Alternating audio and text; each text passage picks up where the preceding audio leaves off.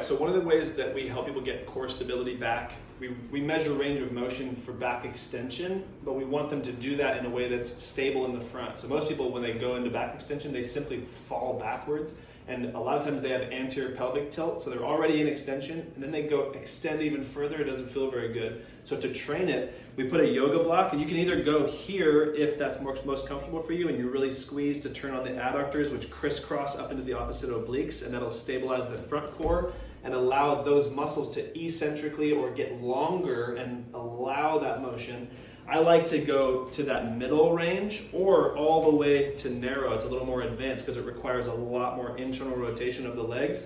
But if you go to that point where you're squeezing in, not just squeezing together, but actually internally rotating as you squeeze and really getting that circumduction inward, then you squeeze the glutes forward and keep that pressure on the block while you lift the pubic bone.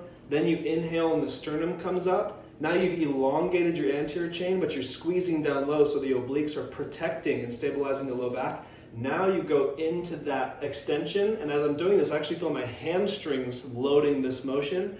Full range of motion, if you want to measure it, is basically the bone or the ASIS of the front of the hip should go past your toes, and your shoulder blade, the top of the shoulder blade, that spine of the scap right there, should go behind your heels. So lots of breath in the front. You're scooping the hips up and forward, elongating the sternum away from the pubic bone. And now as you go back, if you're squeezing the block, you'll feel a lot of shaking in the lower body and your abs actively engaging. And now this is a really healthy extension pattern.